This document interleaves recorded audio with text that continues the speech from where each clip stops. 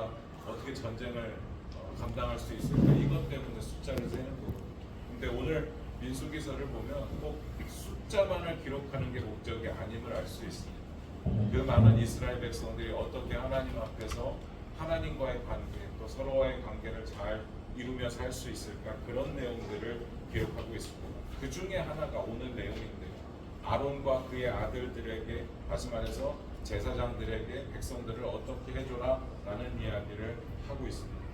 제사장들 그리고 레위인들이 당연히 해야 될 일은 제사에 관한 일이 맞습니다. 그런데 그런 단순한 직무에 관한 이야기가 아니라 백성들에게 어떻게 축복을 해주느냐에 대한 이야기를 기록하고 있습니다. 23절에 보면 너희는 이스라엘 자손을 위하여 이렇게 축복하여 이르되 라는 이야기가 나고, 그리고 우리가 읽었던 내용의 그 축복의 내용들이 나오는데 너무나도 아름다운 내용입니다.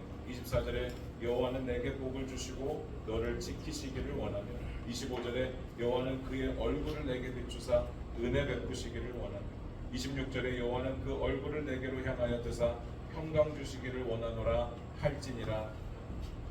너무나도 아름다운 이야기입니다. 정말 하나님의 은혜가 우리 가운데 얼마나 쏟아지며 또 하나님이 우리에게 얼마나 복 주시기를 원하시는가를 느낄 수 있는 이야기입니다. 특히나 25절, 26절에는요. 하나님께서 그의 얼굴을 우리에게 비추시고 향하여 드시는데 그게 은혜가 되고 그게 평강이 된다라고 이야기를 합니다. 엄청난 축복입니다. 사실 우리는 감이 잘 없을 겁니다. 당연히 하나님은 복을 주시겠지 하시겠지만 사실 구약시대에 하나님을 만나는 것은 곧 죽음입니다. 모세조차도 하나님을 얼굴 대 얼굴로 대면하여 볼 수가 없었습니다. 그런데 하나님이 이렇게 기도를 해주라는 겁니다. 축복을 해주라는 겁니다. 내가 너희에게 얼굴을 들고 내가 너희에게 얼굴을 향하면 그게 은혜가 되고 복이 되게 할지다 라고 축복을 해주라는 겁니다. 엄청난 이야기죠. 사실 우리는 예전부터 기복신앙에 많이 물들어 있어서 기복신앙을 주의해야 되는 건 사실입니다. 그런데 이 기복신앙이 문제가 되는 것은 단순히 신앙생활의 목적이 복이 되기 때문입니다.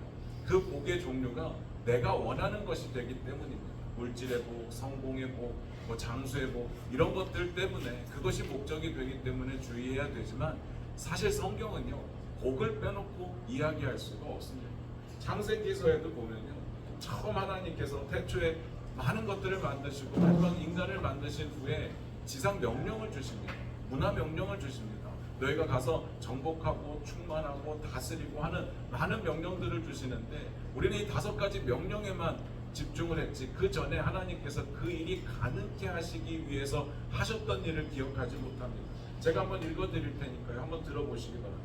창세기 1장 28절입니다. 하나님이 그들에게 복을 주시며 하나님이 그들에게 이르시되 생육하고 번성하여 땅에 충만하라, 땅을 정복하라, 바다의 물고기와 하늘의 새와 땅에 움직이는 모든 생물들을 다스리라 하십니다.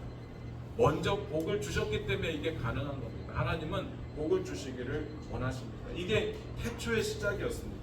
뿐만 아니라 우리 아까 같이 묵도 때 같이 읽었던 구절에서도 그랬고 또 아브라함을 부르셨을 때도 마찬가지였습니다. 창세기 12장 2절에 보면 내가 너로 큰 민족을 이루고 내게 복을 줘 내 이름을 창대하게 하리니 너는 복이 될지라. 너를 축복하는 자에게 내가 복을 내리고 너를 저주하는 자에게 내가 저주하리니 땅의 모든 족속이 너로 말미암아 복을 얻을 것이다 라고 말씀을 하십니다. 아브라함을 복의 근원 삼으시고 모든 족속들이 모든 사람들이 아브라함을 통해서 복 얻기를 원하시는 게 하나님의 뜻이었습니다.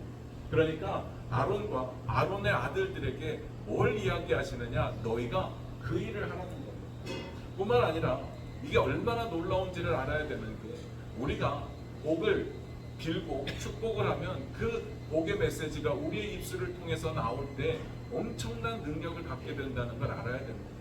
예수님께서 이런 이야기를 하셨습니다. 너희가 어디를 가든지 그 집을 위해서 평안을 빌라. 그러면 그 평안이 그 집에 합당하면 그 집에 임할 거고 아니면 너희에게로 돌아오리라. 여기서 너희가 복을 빌었을 때 그 복이 없어지는 경우는 없습니다. 그 집에 가든지 나에게 돌아오든지 둘 중에 하나는 꼭 있는 것이 되는 겁니다. 그러니까 복은 임할 수밖에 없다는 이야기를 하는 겁니다. 복은 사라지지 않습니다. 우리에게 허락하신 그 복은 하나님께서 분명히 주시는 것이기 때문에 사라지지 않으니 너희가 서로 복을 빌라고 이야기를 합니다. 아론의 자손들, 아론에게 하셨던 명령이 그거였습니다. 너희는 이 수많은 이스라엘 백성들을 위해서 복을 빌어주라. 그러면 그 복이 그들에게 임할 거다라는 이야기를 합니다. 그래서 베드로전서에서는 이렇게 이야기합니다. 악을 악으로 욕을 욕으로 갚지 말고 도리어 복을 빌라. 이를 위하여 너희가 부르심을, 우리가 복을 빌기 위해서 부르심을 받았다고 이야기를 합니다. 이것이 하나님의 뜻이고 우리가 서로를 향한 해야 될 당연한 임무임을 알아야 될 줄로 믿습니다. 우리는 왕같은 제사장이 되었기 때문에 예전에 모세가 말했던 대로 아론과 그의 자손들에게만 해야 될 일들이 아니라 하나님의 모든 자녀들, 하나님의 모든 백성들이 서로를 위해서 복을 빌어주고 그 복이 우리 가운데 임하는 것을 바라보는 것이 하나님이 기뻐하시는 일입니다. 오늘 이곳에 와서 드리고 싶은 말씀이 이겁니다. 하시는 사업장에 들어오시는 모든 분들을 향해서 복을 빌어주시기를 부탁을 드립니다. 이곳이 복의 통로가 되기를 소망합니다. 합당하면 그 사람에게 임할 것이고 합당하지 않으면 이 사업장에, 또 이 사업장의 대표에게, 그 가정에게, 여기에 일하는 사람들에게 임하게 될 겁니다. 우리는 복의 통로입니다. 이곳이 복의 통로가 되기를 원합니다.